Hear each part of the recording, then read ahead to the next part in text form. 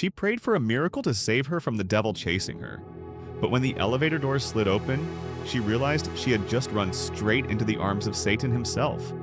The rain in the city didn't wash away sins. It only made the streets slicker for the predators. Sandra didn't feel the cold. She didn't feel the jagged pavement slicing into her bare feet as she sprinted down the alleyway. The only thing she felt was the phantom sensation of fingers closing around her throat, a sensation she had narrowly escaped 10 minutes ago. "You can't run forever, Sandra." The voice echoed off the brick walls behind her. It was him, David, the man who had promised to love her and then turned her life into a suffocating cage.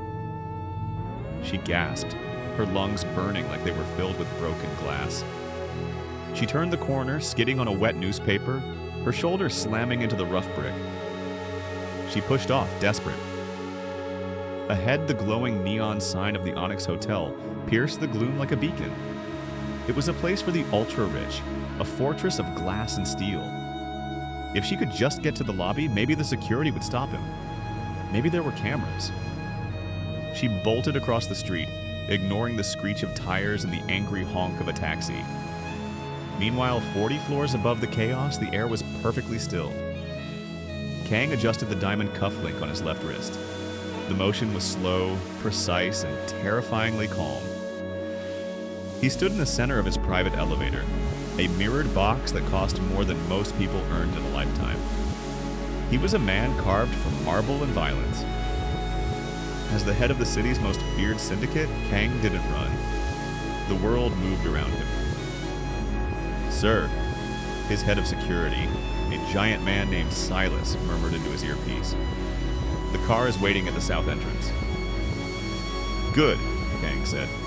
His voice was a deep baritone that vibrated through the small space. "I'm done with the negotiations. If they cross the line again, burn their warehouse." He checked his watch. 10 p.m., schedule maintained, control maintained. The elevator began its rapid, silent descent. Kang watched his reflection in the gold-tinted doors. He looked untouchable. He felt nothing. That was the secret to his survival. Absolute detachment. Down below, Sandra crashed through the revolving doors of the lobby, startling the concierge. She didn't stop. She heard the heavy, heavy boots of David hitting the pavement outside. He was coming. She saw the golden elevator doors at the end of the hall. The arrow was blinking. Down. "Please," she whimpered, scrambling toward it, her wet dress clinging to her shivering frame. "Please open." She slammed her hand against the call button, leaving a smear of blood from a cut on her palm. She looked back. David was at the glass doors, his eyes manic, a dark grin spreading across his face as he spotted her. Ding. The elevator chime sounded like a judgment bell. Sandra didn't wait to see who was inside. As the golden doors slid open, she threw herself into the gap, fleeing one nightmare, completely unaware she was hurling herself at a much darker reality. Sandra hit a wall. It wasn't the back of the elevator, it was a chest, hard as granite and cased in a suit that cost more than her entire life savings. The impact knocked the breath out of her and she stumbled back, her wet sneakers squeaking loudly on the polished marble floor of the cab. She would have fallen if a hand hadn't shot out. It was a large hand, fingers adorned with a heavy silver ring, clamping around her upper arm with a grip that was firm but not painful. It was a shocking contrast to David's bruising grasp. "Careful," a voice rumbled above her. It wasn't a question, it was a command. Sandra looked up, gasping. The man holding her was terrifying. He was tall with sharp, predatory cheekbones and eyes the color of obsidian, cold, empty, and assessing. He smelled of sandalwood, gunpowder, and rain. Sandra stammered, her heart hammering against her ribs like a trapped bird. She realized she was dripping dirty rainwater onto his pristine Italian shoes. "I'm sorry, please, just..." "There you are." The scream came from the lobby. Sandra flinched so hard she nearly collapsed. Through the narrowing gap of the elevator doors, she saw David. He was 20 feet away, his face twisted in a mask of rage. He lunged forward, his hands stretching out to stop the doors from closing.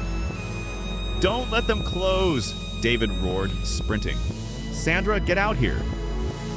Sandra's instinct screamed at her to hide. Without thinking, she pressed herself closer to the strange man in the elevator, using his massive frame as a shield. She buried her face in his coat, trembling violently. "He's going to kill me," she whispered into the expensive wool. "Please." Kang didn't move. He didn't push her away. He simply lifted his gaze to the gap in the doors. Just as David's fingers brushed the metal, the golden doors slid shut with a decisive, heavy thud, sealing the two of them inside the silent, mirrored box. The silence that followed was louder than the screaming. They were rising.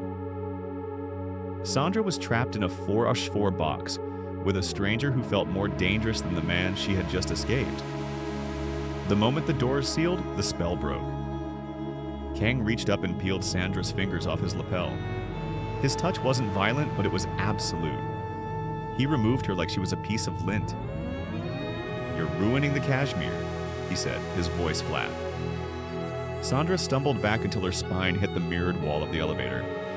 The adrenaline that had propelled her into the box was curdling into cold dread. She looked at the man properly for the first time. The dim overhead lighting cast shadows over his eyes, making them look like bottomless pits. He didn't look like a savior. He looked like a weapon in a suit. I'm sorry," Sandra breathed, wrapping her arms around herself to stop the shaking. "Please, just let me off at the next floor. I'll take the stairs." "No," Kang said. He didn't even look at her. He reached out and pressed his thumb against the biometric scanner on the panel. The light turned red. Locked. "What are you doing?" Sandra's voice pitched up in panic. She lunged for the buttons, jamming her finger against the lobby button. It didn't light up. "Let me out. He's down there. I have to run." "You have nowhere to run," Kang said, stepping into her space. The elevator felt suddenly microscopic. "That man, the one screaming like a maniac, is currently harassing my front desk. If you go down there, he takes you. If you stay here, you deal with me." "I don't know you," she cried, tears finally spilling over. "You could be worse." Kang looked down at her. A flicker of something dangerous ignited in his eyes. He leaned in, placing one hand on the wall beside her head, trapping her. The scent of sandalwood enveloped her, dizzying and intoxicating. "I am worse, Yoja, woman," he murmured, the foreign word rolling off his tongue like dark honey. "But I don't chase terrified women in the rain. I handle them." The elevator chimed softly. The display didn't show a floor number, just a symbol, a crown. "We're going to the penthouse," he stated, pulling back and straightening his cuffs as if he hadn't just terrified her. "You are dripping on my floor, you are bleeding, and you are shaking. You aren't leaving this building until I decide it is safe." Sandra watched him, her chest heaving. She wanted to fight, to scream, but her body betrayed her. Her legs gave out, sliding down the mirrored wall until she was crouched on the floor, weeping silently. Kang sighed, a sound of supreme inconvenience. But he didn't look away. The elevator doors slid open to reveal a world Sandra couldn't comprehend. The penthouse wasn't just a home, it was a fortress of glass, black marble, and panoramic views of the city she had almost died in. "Bathroom is the second door on the left," Kang said, shedding his soaking wet suit jacket and tossing it carelessly onto a leather chair worth more than Sandra's childhood home. "There are robes. Get out of those wet clothes before you get pneumonia and die on my furniture." Sandra hesitated, shivering so violently her teeth chattered. I can't pay you for a room." "Did I ask for payment?" Kang didn't look back. He walked to a wet bar and poured a glass of amber liquid. "Go." 10 minutes later, Sandra emerged. She was drowning in a black silk robe that smelled like him, spicy and dark. She limped into the living room, clutching the lapels tight. Kang was sitting on the edge of the massive sofa, a first aid kit open on the coffee table. He pointed to the spot next to him. Sit. She obeyed, perching on the edge of the cushion. Foot, he commanded. Sandra blinked. What? Your foot. You cut it running. Before she could protest, Kang reached out, grabbed her ankle, and pulled her leg onto his lap. His hands were large, warm, and calloused. Sandra gasped at the contact, a jolt of electricity shooting up her spine that had nothing to do with fear. He uncapped a bottle of antiseptic. This will sting. He didn't wait for her permission. He dabbed the cut. Sandra hissed, instinctively trying to pull away, but his grip tightened. Not to hurt, but to steady. Hold still, Sandra, he murmured. It was the first time he had used her name. It sounded like a prayer and a threat all at once. He worked with the precision of a surgeon, cleaning the wound and wrapping it in white gauze. For a mafia boss, a man known for breaking bones, his touch was impossibly gentle. Sandra watched him, her breath catching. He was so close. She could see the faint scar running through his eyebrow. She could see the dark stubble on his jaw. Why are you doing this? She whispered.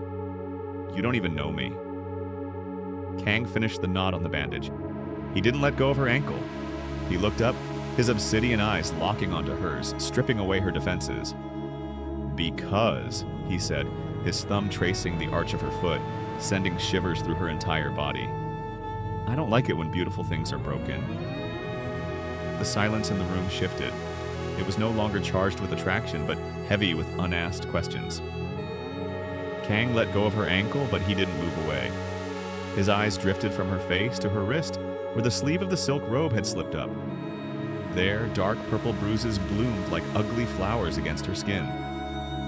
Finger marks. Kang's jaw tightened.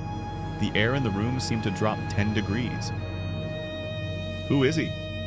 Kang asked. His voice was low, devoid of emotion, which made it terrifying. And don't tell me it's just a boyfriend. Men like that don't chase women into my hotel unless they think they are untouchable. Sandra pulled her sleeve down, shame burning her cheeks. She looked at the floor. You should let me go. If he finds out I'm here, he'll come for you too. He has a badge. Kang stilled. He's police? Detective David Vance, Sandra whispered, the name tasting like ash in her mouth. Vice Squad? He knows everyone. He makes people disappear, Kang. If I call the police, he answers the phone. If I run, he tracks my cards. I have nowhere. She looked up, eyes swimming with tears. He said if I ever left him, he'd plant evidence on me. He'd put me away for life. She waited for Kang to tell her to leave. She waited for him to say that a dirty cop was too much trouble, even for a rich man. Instead, Kang stood up. He walked over to the floor-to-ceiling window, looking down at the city lights. He pulled his phone from his pocket and dialed a number.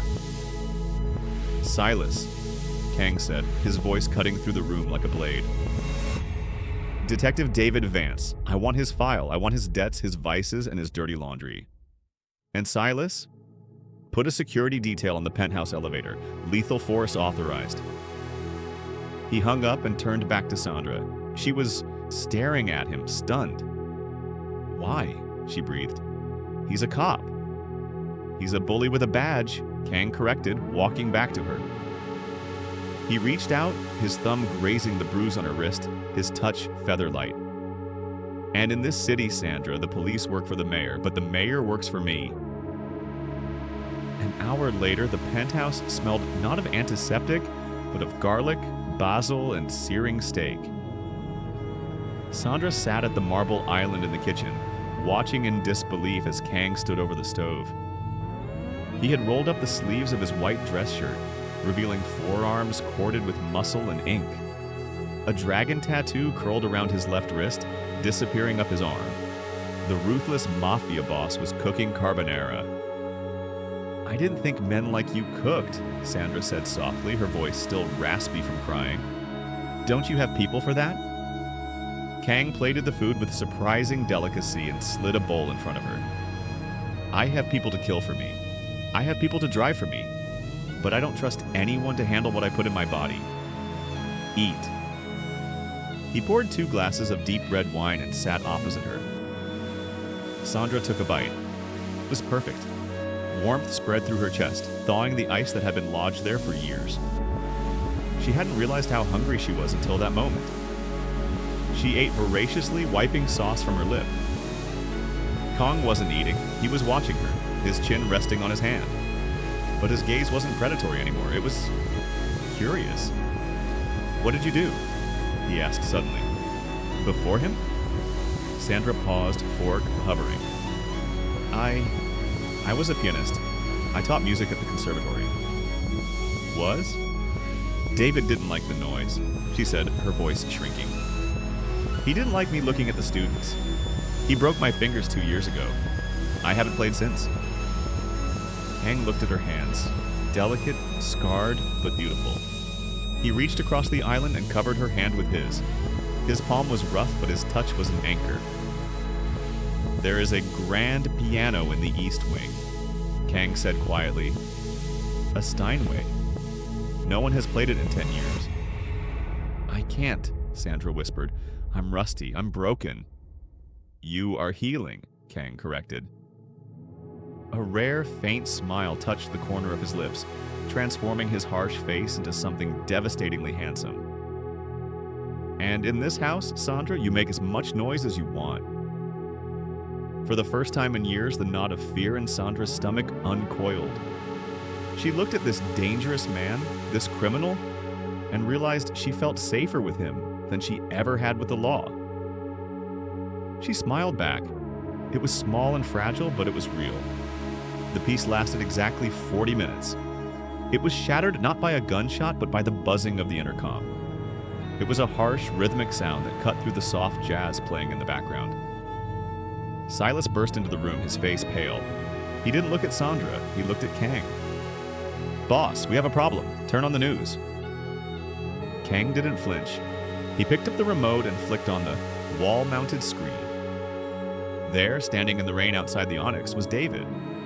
He was surrounded by flashing blue lights, SWAT vans, and news cameras. He looked like a grieving hero. "We have reason to believe that Sandra Miles is being held against her will by local crime figure Kang," David shouted into a microphone, feigning tears. "I have a warrant for his arrest for kidnapping and human trafficking. If she is not released in 10 minutes, we breach the building." Sandra gasped, her hands flying to her mouth. "He's lying. He's twisting everything." "He's smart," Kang said coldly. "He's using the media to force my hand. If I fight the police on live TV, I lose my casino license. I lose the business." "He's going to destroy you to get to me," Sandra whispered. Guilt crashed into her like a physical blow. She stood up, her chair scraping loudly against the floor. "I can't let him do this." She started walking toward the elevator. "I'll go down. I'll tell them the truth." "Stop," Kang commanded. He didn't shout, but the words stopped her dead. "I have to." Sandra turned, tears streaming down her face. "Kang, look at that. He's bringing an army. You helped me. You fed me. I won't let you burn for me. I'm nobody."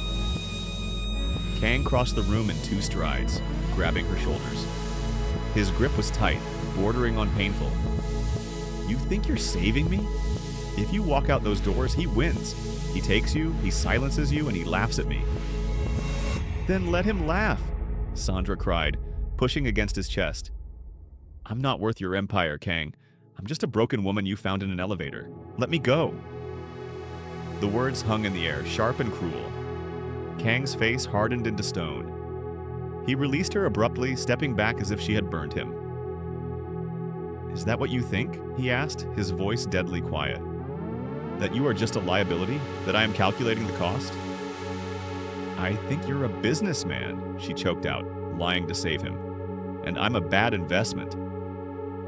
For a second, she saw hurt flash behind his obsidian eyes, raw and human. Then the mask slammed back into place.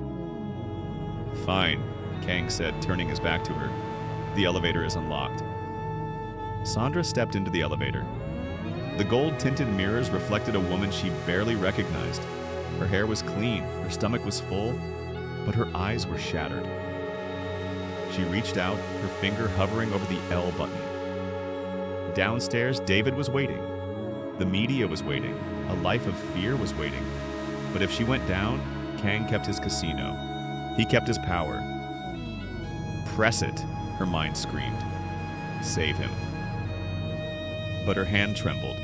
She thought of the dragon tattoo on his wrist. She thought of the way he had cleaned the blood from her foot. For the first time in her life, she had felt like a queen, not a prisoner. In the living room, Kang stood like a statue. He heard the soft ding of the elevator summons. He looked at his hand. He was gripping his whiskey glass so hard that a hairline, fracture appeared in the crystal. Let her go, his logic dictated. She is chaos. She brings the police to your door. You built this empire on silence, not war. But then he looked at the empty bowl of carbonara. He looked at the spot on the sofa where she had curled up. The silence of the penthouse, which he had once prized, now felt like a tomb. He had spent a lifetime building walls to keep people out.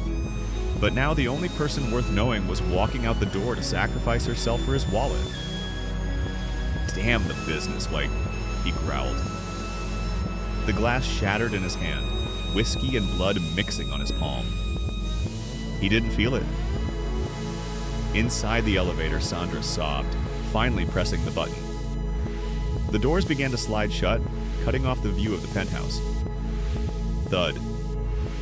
A hand, bleeding and large, slammed between the closing doors. Sandra gasped, jumping back. The doors retracted. Kang stood there. He wasn't wearing his jacket. His shirt was unbuttoned at the collar, his hand dripping blood onto the marble, his chest heaving. He looked wild. He looked magnificent. You, he said, his voice rough with emotion, are terrible at following orders. Kang, she wept, I'm trying to save you. You'll lose everything. He stepped into the elevator, crowding her space, consuming the air. He backed her against the wall, just like the first moment they met. But this time, there was no fear, only fire. I built this city from nothing, Kang said, leaning down until his forehead rested against hers. I can burn it down and build it again, but I cannot find another you. He reached past her and punched a code into the panel. Lockdown mode. Let them breach, he whispered against her lips. Let them come. Tonight we go to war. Here is the final act. Act 9. Resolution techniques. Catastrophe. Emotional echo. The elevator doors open again, mirroring Act 1 and 2. But this time Sandra walks out with power, not fear. Show, don't tell. Kang doesn't use a gun, he uses a file folder. It shows his true power lies in influence, not just violence. Thematic resolution. The sanctuary is no longer just the penthouse. It's Kang himself. The elevator began its descent. This time Sandra wasn't cowering in the corner. She stood in the center, her hand firmly clasped in Kang's. His blood from the shattered glass had dried, but he hadn't bandaged it. He wore it like war paint. Are you ready? Kang asked, his eyes focused on the floor numbers counting down. No, Sandra admitted, squeezing his hand. But I'm not running anymore. Ding!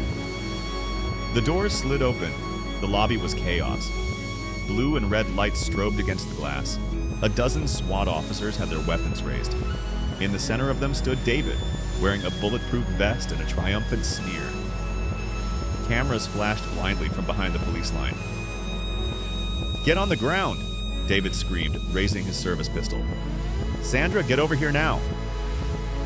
Kang didn't raise his hands. He stepped out of the elevator, shielding Sandra, with his body. He looked bored. Lower your weapons, a booming voice commanded from the side. David froze. The police commissioner stepped out from the shadows of the concierge desk, flanked by two men in dark suits. Internal affairs. Commissioner? David stammered, lowering his gun slightly. I have the suspect cornered. He's kidnapping. We saw the file, Detective. The commissioner interrupted, his face grim. He held up a thick manila folder, the one Silas had compiled. Extortion, evidence tampering, domestic abuse, and apparently you owe the triad a lot of money. Kang smirked. I told you, David, I don't pay ransoms. I pay for information. The color drained from David's face. Before he could raise his gun again, the SWAT team, his own army, turned on him. He was tackled to the marble floor, cuffs clicking onto his wrist before he could scream. As they dragged him away, kicking and cursing, his eyes met Sandra's. She didn't look away. She didn't flinch. She just watched him disappear into the back of a squad car, a ghost finally exorcised. The lobby went quiet. The commissioner nodded respectfully to Kang and cleared the room. Finally, they were alone. The adrenaline faded, leaving a sweet, exhausted silence. Kang turned to her. "It is done. You are free, Sandra. You can go anywhere. The world is yours." He let go of her hand, giving her the choice one last time. Sandra looked at the revolving doors leading out to the wet city streets. Then she looked at the man who had burned his own safety to keep her warm. She looked at the golden elevator doors behind him. She took a step, closing the distance between them, and placed her hand on his chest, right over his beating heart. "I don't want the world," she whispered, rising on her tiptoes. "I just want the penthouse." Kang smiled, a true, unguarded smile that reached his eyes. He wrapped his arms around her, pulling her into the sanctuary of his embrace. "The penthouse," he promised, kissing her forehead, "is just the beginning." Behind them, the elevator doors closed on the empty lobby, sealing them in their own private heaven.